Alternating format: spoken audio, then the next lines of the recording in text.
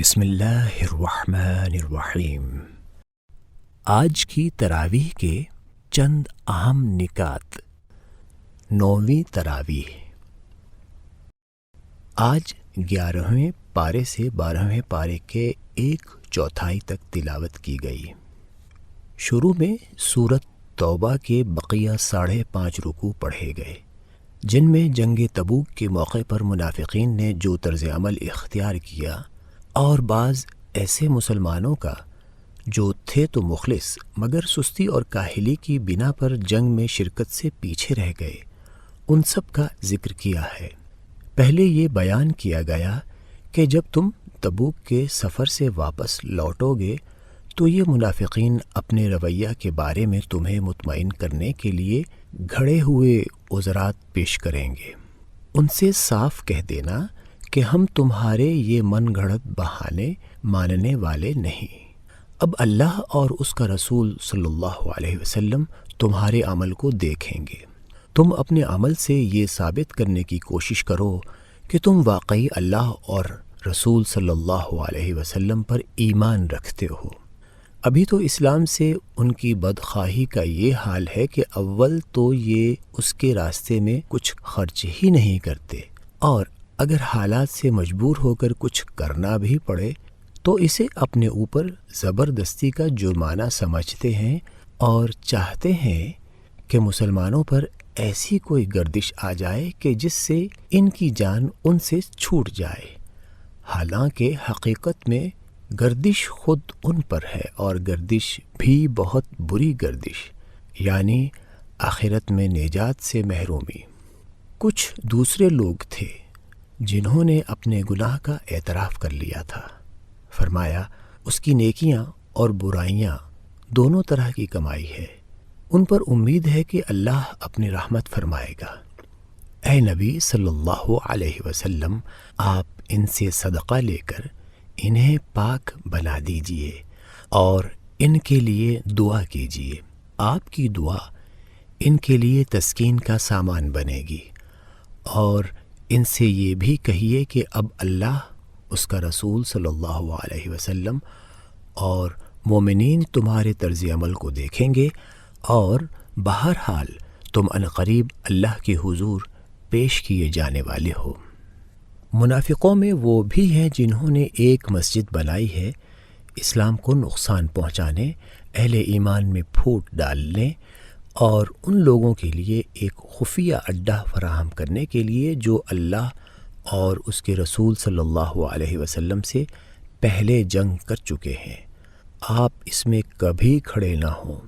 آپ کے کھڑے ہونے کے لیے وہ مسجد سب سے زیادہ حقدار ہے جس کی بنیاد اول دن سے تقویٰ پر رکھی گئی ہے۔ نفاق پر بنائی ہوئی عمارت کی مثال ایسی ہے جیسے کسی نے سمندر میں نکلی ہوئی کگر پر عمارت بنائی ہو، وہ کسی وقت بھی اپنے رہنے والوں سمیت دوزخ میں گر جائے گی۔ بے شک اللہ نے اہل ایمان سے ان کے جان و مال جنت کے بدلے میں خرید لیے ہیں۔ وہ اللہ کی راہ میں جنگ کرتے ہیں تو مارتے بھی ہیں اور مارے بھی جاتے ہیں۔ جنت کا وعدہ اللہ کے ذمے ایک سچا وعدہ ہے، توریت میں بھی، انجیل میں بھی، اور اب قرآن میں بھی۔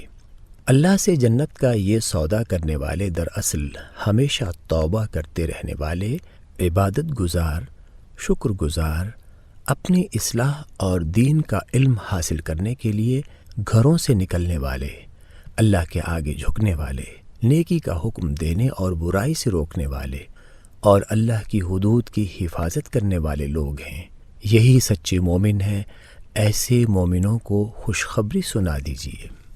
سورت ختم کرتے وقت مسلمانوں کو بعض اہم ہدایات دی گئیں۔ پہلی ہدایت یہ فرمائی کہ نبی صلی اللہ علیہ وسلم اور اہل ایمان کے لیے یہ جائز نہیں کہ وہ مشرکین کے لیے اللہ سے مغفرت کی دعا مانگیں، چاہے وہ ان کے رشتہ دار ہی کیوں نہ ہوں۔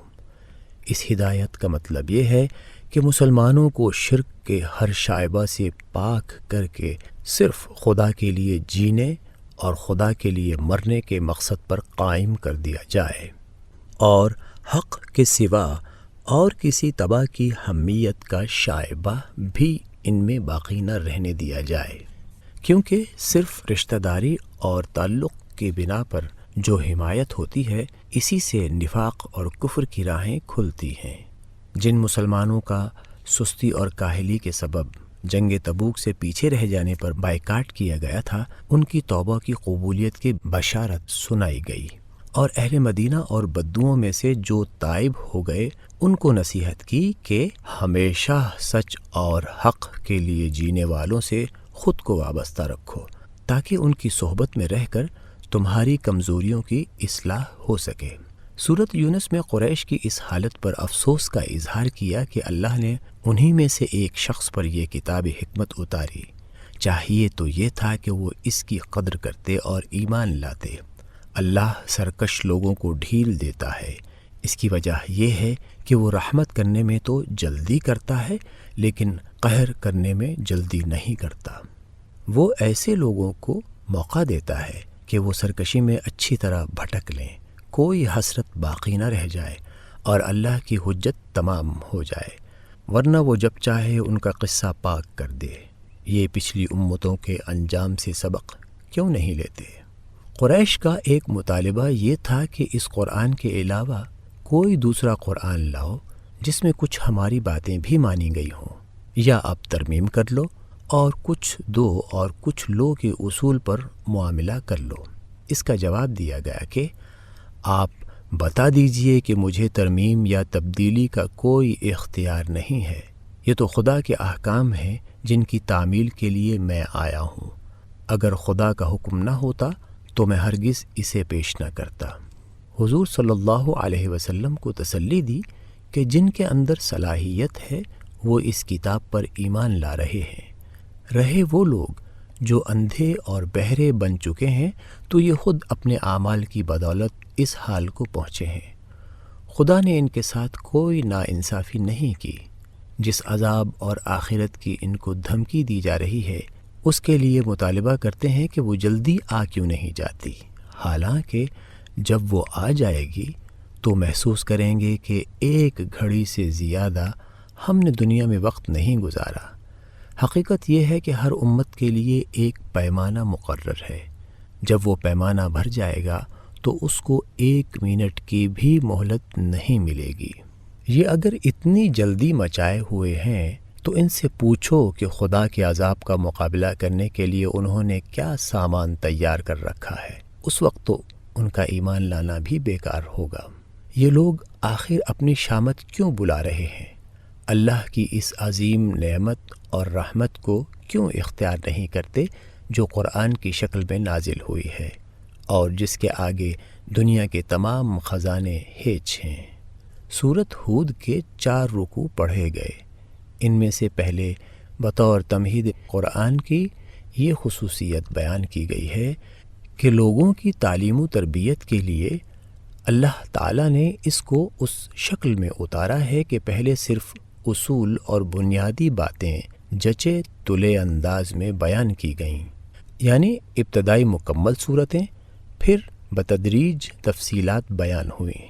تمہیدی جملوں کے بعد حضور صلی اللہ علیہ وسلم کی زبان مبارک سے اس پیغام کی وضاحت کی گئی کہ یہ اللہ واحد کی بندگی اور توبہ و استغفار کی دعوت ہے، اور میں اللہ کی طرف سے بشیر و نذیر بنا کر بھیجا گیا ہوں کہ جو لوگ استغفار کر کے اللہ واحد کی طرف رجوع کر لیں گے، اللہ ایک مقررہ مدت تک ان کو زندگی کی نعمتوں اور اپنے فضل سے مالا مال کرے گا، اور جو لوگ اس سے منہ موڑیں گے ان کے لیے ایک بڑے عذاب کا دن سامنے ہے، دنیا میں بھی اور آخرت میں بھی۔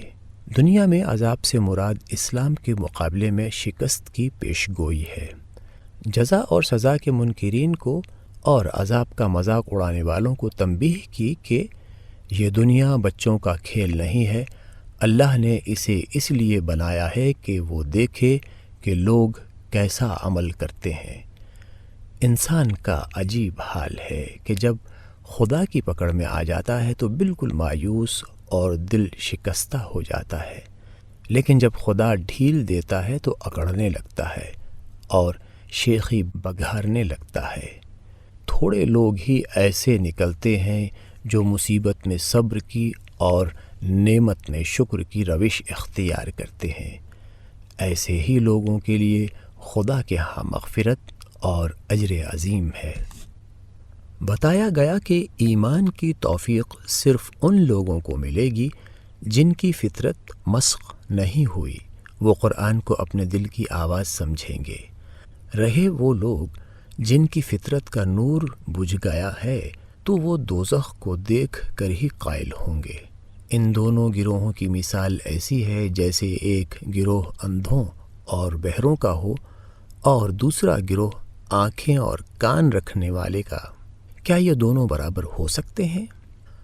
حضرت نوح علیہ السلام اور ان کی قوم کی سرگزشت سنائی، جس میں محمد صلی اللہ علیہ وسلم کو دکھایا گیا کہ حضرت نوح علیہ السلام کو بھی آپ ہی کی طرح ان کی قوم کی طرف بھیجا گیا تھا، اور ان کی قوم نے بھی وہی کیا تھا جو آپ کی قوم آپ صلی اللہ علیہ وسلم کے ساتھ کر رہی ہے۔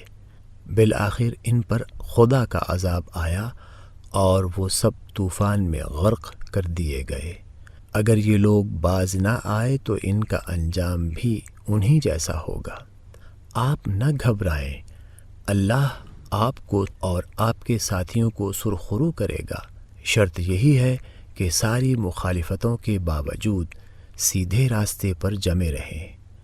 حضرت نوح علیہ السلام کتنے زمانے تک، یعنی 950 برس تک صبر کرتے رہے۔ اللہ تعالی ہم سب کو قرآن پڑھنے، اس کو سمجھنے اور اس پر عمل کرنے کی توفیق عطا فرمائے۔ آمین۔